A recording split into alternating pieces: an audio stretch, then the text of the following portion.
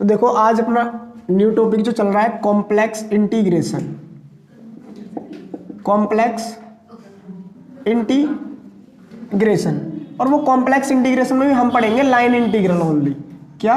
Line integral. तो line integral F Z और D Z, जब उसमें वेरिएबल्स कॉम्प्लेक्स यूज हो रहे हो तब उस प्रकार के इंटीग्रल को हम नाम दे देते हैं कॉम्प्लेक्स इंटीग्रल। ठीक है, क्वेश्चंस कैसे सॉल्व करने वो तरीका समझ लेंगे, ज्यादा चेंजेस कुछ भी नहीं आएगा। बस दिमाग में ये याद रखना जो जेड होता है अपने पास वो कॉम्प्लेक्स प्लेन में इस प्रकार डिफाइन होता है। यदि सपोज दैट जेड बराबर तुमको 2 + 3i देगा तो इसका मतलब एक्स एक्सिस पे डिस्टेंस a चला और वाई एक्सिस पे डिस्टेंस 3 चला है। ठीक है ना। अगर मैं इसको ग्राफिकली रिप्रेजेंट करूं तो ये 2,3 जो पॉइंट होगा वो कहीं यहाँ पे आएगा 2,3। ये मेरा पॉइंट z बराबर 2 + 3i होगा क्योंकि x पे चल गया 2 और y पे चल गया 3। ठीक है ना। तो इस रीजन में अपन से इंटीग्रेट कराएगा कि इस रीजन को या यहाँ से यहाँ तक z वेरी कर रहा है, यहाँ से यहाँ तक कोई ना कोई रेस्ट्रिक्शन देगा और इंटीग्रेट करना है। तो उसका इंटीग्रेशन जब a + ib के लिमिट के लिए करते हैं तब वो क्या कहलाता है? कॉम्प्लेक्स लाइन इंटीग्रल कहलाता है। ठीक है ना। तो एक क्वेश्चन सॉल्व कर लेते हैं, इससे वो समझ लेंगे। क्वेश्चन बोल रहा है इवैल्यूएट, ज्ञात कीजिए इंटीग्रल z बार dz। ये क्या है? वो कर्व सी दिया हुआ है जिसके लिए भी बात करेगा इधर और जहां पर where z vary from z बराबर 0 to z बराबर 4 + 2i और अलोंग दी कर्व c। ठीक है, नीचे कर्व सी दे रखा है और जो नीचे रेस्ट्रिक्शन दी हुई है उसको बाद में बात करते हैं। पहले इसको इंटीग्रेट करते हैं, कहां से कहां तक? हम यहां तक। यही क्वेश्चन पहले क्या करने लगे, इसको इवैल्यूएट कीजिए z बराबर इतने से इतने तक। ठीक है, तो इसको z बराबर 0 को मैं क्या लिख सकता हूं? x + iy बराबर 0। इन दोनों का मतलब क्या होगा? 0 + i × 0 मतलब 0, और 2 कहां से कहां तक जा रहा है? जब x + iy की कंपेयर इससे करेंगे 4 +, तो इसका मतलब 0 0 से मेरी लिमिट कहां तक वेरी कर रही है? 4,2 तक। बात सही है या नहीं? इस कर्व को प्लॉट कर देता हूं यहाँ। इस कर्व को जैसे मैं यहाँ प्लॉट करता हूं तो ये मेरा पॉइंट कितना होगा? ओरिजिन 0 0, एक्स एक्सिस पे चली गई डिस्टेंस कितनी है? 4, वाई एक्सिस पे कितना चला? 2, थोड़ा हाफ ले लेंगे इसका, ये ऐसे ही है वाई एक्सिस। तो ये कोऑर्डिनेट कितने हुए? तो इसको इससे मिला दो। इस वाली लाइन के अलोंग पूछ रहा है, इसके अलोंग नहीं, ऐसे करके नहीं। किसके अलोंग पूछ रहा है? सिर्फ जो इन दोनों को मीट करा रही है आपस में। किसको? 0 0 को किससे मिला रहा है? 4 + 2i से। ठीक है, तो 0 0 को 4 + 2i से मिला रहा तो एक स्ट्रेट लाइन मिल रही है। और जिसकी इक्वेशन हम जानते हैं, जब 2 पॉइंट्स हमको गिवन हो तो स्ट्रेट लाइन की इक्वेशन हम जानते हैं सभी लोग। तो ये कहां से कहां तक जा रहा है? यहां से। तो ये मेरा कोऑर्डिनेट सपोज दैट अगर x1 y1 हो और ये मेरा कोऑर्डिनेट x2 y2 दिया हो, ध्यान से सुनेंगे इधर। तो equation of straight line OA क्या बनेगा? जानते हो? तो मैं लिख रहा हूं equation of straight line OA। तो वो है कितनी होगी OA की स्ट्रेट लाइन की इक्वेशन? y - y1 = होता है y2 - y1 डिवाइड में x2 - x1 और इनटू में x - x1। तो मेरा y2 कितना है? यहाँ पर 2 है और y1 कितना है? 0 है, लेकिन y तो y रहेगा। y1 लगाएंगे तो 0 = y2 - y1, तो 2 - 0 और 4 - 0 x - 0। क्या यही आया? ध्यान से देखो इधर, आ रहा नहीं है? वैसे भी ये लाइन तुमको दिख रही है y बराबर mx जैसा पाती तो है। बस वो m पता करना है कि कितना किधर को झुका हुआ है। m1 होगा तो ऊपर होगा, 45 डिग्री पे इंक्लाइंड होगा। y बराबर x में m कितना होता है? इसीलिए y बराबर x लाइन हमेशा 45 डिग्री पे झुकी हुई होती है। क्यों? क्योंकि m किसकी वैल्यू होती है? tan थीटा की, और tan थीटा में मान किसका होता है? 45 डिग्री का। तो y बराबर x लाइन जो हमेशा होती है किस पे इंक्लाइंड होती है?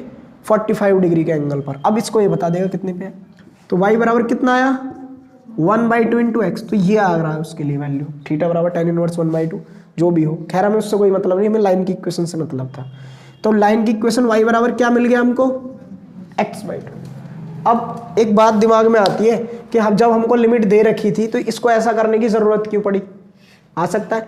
तो अगर मैं क्वेश्चन पे जाऊं तो ये क्वेश्चन क्या बोल रहा है? कि लाइन इंटीग्रल को सॉल्व करा रहा है मेरे से, और जब लाइन इंटीग्रल में सॉल्व करता हूं किसी भी प्रॉब्लम के लिए तो लाइन इंटीग्रल है तो x की रेस्पेक्ट में सॉल्व होता है या y की रेस्पेक्ट में सॉल्व होता है। तो अब यहाँ पर 2 वेरिएबल प्रॉब्लम थी और इंटीग्रेट करना था लाइन इंटीग्रल, तो इसीलिए मैंने इस प्रॉब्लम को 2 वेरिएबल प्रॉब्लम को 1 वेरिएबल प्रॉब्लम में कन्वर्ट करने के लिए इसकी इक्वेशंस निकाल के ले आया, जहां से मैं y को x में कन्वर्ट कर सकता हूँ या x को y में कन्वर्ट कर सकता हूँ। तो यहाँ से सिर्फ या तो x की लिमिट लेंगे या y की। तो अगर मैं यहाँ x को वेरी कराएं तो x कहाँ से कहाँ तक जा रहा है, 0 से लेकर 4 तक। y कहाँ से कहाँ तक जा रहा है, 0 से लेकर।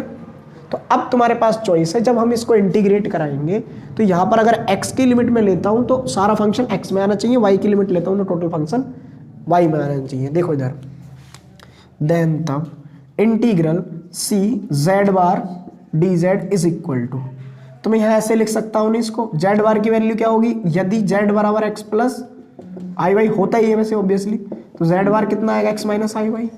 बोलो बात सही है यानी। तो ये x माइनस आई वाई बना और इनटू में क्या चल रहा है, dz, तो z बराबर ये होता है, तो dz कितना आएगा भाई, dx plus i d y. बोलो बात सही है यानी। तो यहाँ क्या लिख देंगे इसको, dx plus i d y. अभी कर्व सिर्फ c लिख रहा हूँ मैं। अब इस कर्व c के लिए, ये कर्व c क्या है, ओ ए। अब हम किसको वेरी कराना चाह रहे हैं, हम ये लिख लेंगे यह लिखेंगे c is varies from x बराबर 0 टू x बराबर 4। x कहाँ से कहाँ तक वेरी कर रहा है, 0 से लेकर इतने तक। एंड x की इक्वेशन कितनी है यहाँ से, x बराबर है 2y, यही तो वो c कर्व है, x बराबर 2y। तो अभी हम इसे क्या कर सकता हूँ, इसको भी x में कन्वर्ट, सॉरी हम x के लिए लिमिट ले रहे हैं तो इसको y x में कन्वर्ट और इसके लिए भी x में कन्वर्ट कर लेंगे। बोलो बात सही है यहाँ तक यानी। तो इसको सही बात है, तो यहाँ से मैं क्या निकाल लूँ, इधर मेरे को मिलेगा dx is equal to 2dy। Value किसकी चाहिए, dy की, तो dx अपॉन 2 होगा। ये सारी की सारी वैल्यू उठा के हम कहाँ पुट कर देंगे, इस इंटीग्रल में, और इसको इंटीग्रेट कर लेंगे 0 से लेकर 4 तक। लिखो पहले, देखो ये वैल्यूज हमने कैलकुलेट कर ली थी। उसके बाद देन तब इंटीग्रल c से लेकर z बार dz, और इस z बार की वैल्यू को भी सॉल्व किया था हमने। तो यहाँ लिमिट x के लिए लगा रहे हैं 0 से लेकर 4, z लिखा था x minus i y, x as it is, y मेरे पास कितना आया 1 के यहाँ से, x अपॉन 2, और यहाँ लिखा था dx plus i d y, तो dx ही रहा। अब i d y plus i d y की वैल्यू dx अपॉन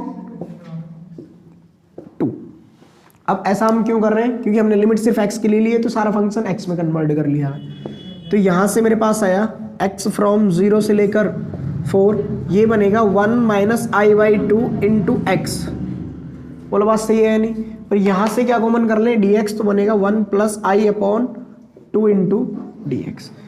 तो ये कुछ a माइनस बी और a प्लस जैसा हो गया, और जो कांस्टेंट है इसको बाहर निकाल लेंगे, तो यहाँ आएगा 1 माइनस आई स्क्वायर बाई 4, और इंटीग्रल 0 से लेकर 4, और किसका हो गया, x इंटू डी एक्स का। तो आई स्क्वायर की वैल्यू अपने पास होती है -1, तो माइनस माइनस हो जाएगा प्लस, तो ये बनेगा 1 प्लस 1 अपॉन 4, और इंटीग्रल इसका आएगा x स्क्वायर अपॉन 2, और लिमिट 0 से लेकर 4। इंटीग्रल c z बार डी जेड, ये बना 5/4, ये बना 4 का स्क्वायर, तो हो गया 16 अपॉन 2, और माइनस लोअर लिमिट 0, तो 2 8 जा 16, c z बार डी जेड, तो हो गया 4 2 जा 8, तो कितना आ गया फाइनली 10। तो नोट कर लो, इसके फर्स्ट पार्ट का सॉल्यूशन ये आया वीडियो। अब इस क्वेश्चन का ही सेकंड पार्ट दिया हुआ है, क्वेश्चन मतलब यही दिया है, ये बोल रहा है इंटीग्रल c z बार डी जेड, जो इसका b पावर ने दिया हुआ, इसमें बोल रहा है कि ये जो अपने पास z है वो वेरी कर रहा है 0 से लेकर 2i, z vary from 0 to z बराबर 2i। उसके बाद then the line from z बराबर 2i, मतलब जहां तक गया उससे आगे कहां तक जा रहा है, फिर टू z बराबर 4 प्लस 2i। सही बात है भाई। अब इसको इधर देखेंगे, इसका रिप्रेजेंटेशन कैसे होगा, पहले इसका एक कर्व ड्रॉ करते हैं। तो वही काम करते हैं, ट्रेस कर लिया ये कर्व, ये ओरिजिन 0 0, माइनस तो नहीं आया ना, आया तो पॉजिटिव क्वाड्रेंट ले लिए सिर्फ हमने। ये x एक्सिस, ये मेरा y एक्सिस, z 0 कहाँ होता है, यहीं पे होता है जब x और y दोनों 0 हो। z बराबर 2i, तो i का कोफिशिएंट क्या होता है y, y में चली गई दूरी, और x का कोफिशिएंट x में चली गई दूरी, तो y में कितना चला 2, तो ये आ गया y में 2 आ गया। तो यहाँ पर z बराबर कितना है 2i। अब z बराबर 2i से आगे गया, कहाँ तक गया 4 + 2i, मतलब y में तो चला 2 और x में कितना चल गया 4, तो इसका डबल ले लो भाई, तो ये यहाँ पर हुआ भाई इस जगह। तो ये कितना है अपने पास z बराबर 4 + 2i, कोऑर्डिनेट इसके 4,2, इसके कोऑर्डिनेट 0,2। बोलो बात सही है नहीं? ये o हो गया, ये a हो गया, और ये तो हमको कैसे इंटीग्रेट करना, पहले यहाँ से यहाँ तक और यहाँ से यहाँ तक। तो ऐसे हमने ग्रीन्स थ्योरम के क्वेश्चन करे थे। जब स्ट्रेट लाइन में चलते हैं तो क्या करेंगे, यहाँ ये देखेंगे यहाँ कांस्टेंट कौन है, y एक्सिस पे कौन कांस्टेंट होता है, x 0 होता है सदा, तो x बराबर इधर क्या आएगा जब इस लाइन की बात करूं तो यहाँ कौन कांस्टेंट चल रहा है, देखो y यहाँ पर भी 2 है और y, तो यहाँ क्या आएगा y बराबर, क्योंकि y बराबर इधर क्या होता है 0, ऊपर जाएंगे तो y कांस्टेंट करके बढ़ेगा 1 2 3 ऐसे करके, तो कहाँ है यहाँ पर 2 आ रहा है।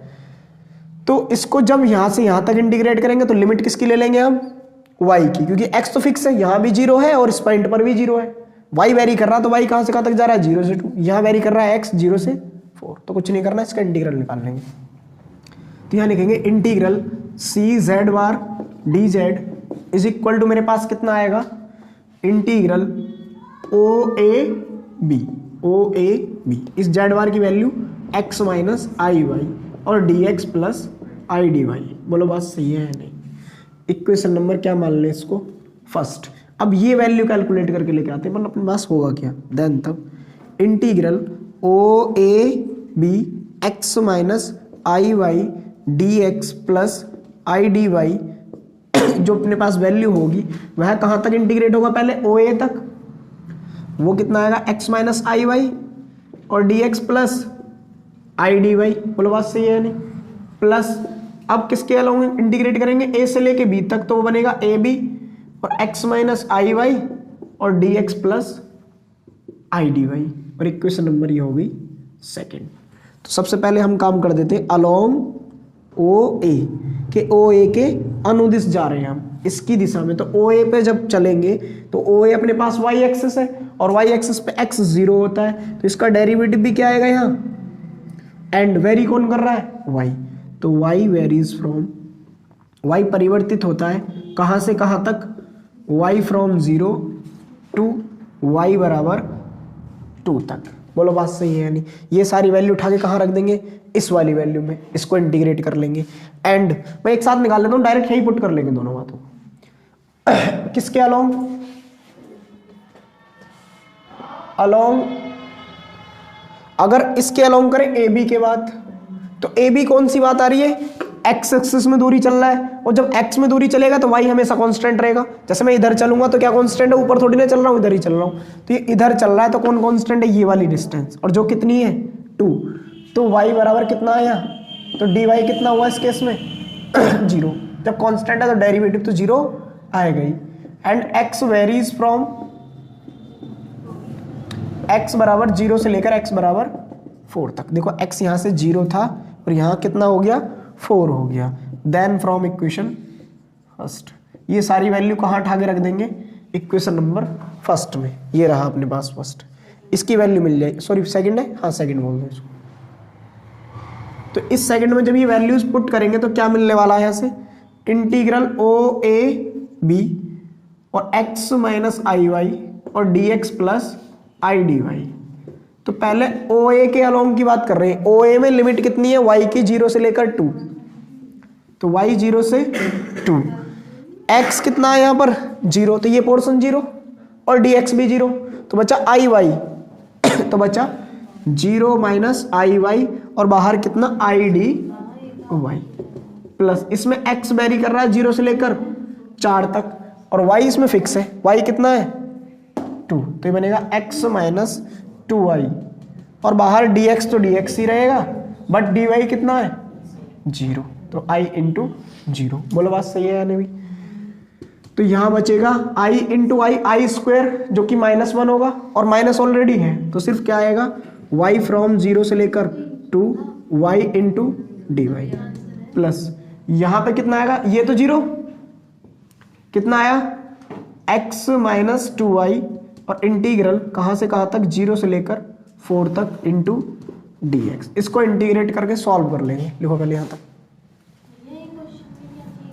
तो यहाँ से इसका इंटीग्रल बना गया y square upon 2 integral from 0 to 2 plus x का integral x square upon 2 minus का 2i(x) और लिमिट 0 से लेकर 4। तो ये हो गया 4/2 minus lower limit 0 plus 16/2 minus का 4 to 8i(x), सॉरी 8i(x) नहीं 8i, 4 to 8 और लोअर लिमिट रखेंगे तो 0। यहाँ भी x है यहाँ भी x है, ठीक है भाई। तो ये 2 बार कैंसिल आउट हो गया, ये 8 बार कैंसिल आउट हो गया और 8 और 2 कितना हो गया अपने पास 10 और 10 माइनस 8i, ठीक है। तो ये किसका आंसर था, OAB का, OAB। और जो भी था यहाँ लिख सकते हो। तो फ्रॉम इक्वेशन फर्स्ट तो integral C Z bar dz की वैल्यू आ गई 10 माइनस 8i। नोट कर लो, ये तुम्हारा आंसर हो गया सेकंड पार्ट।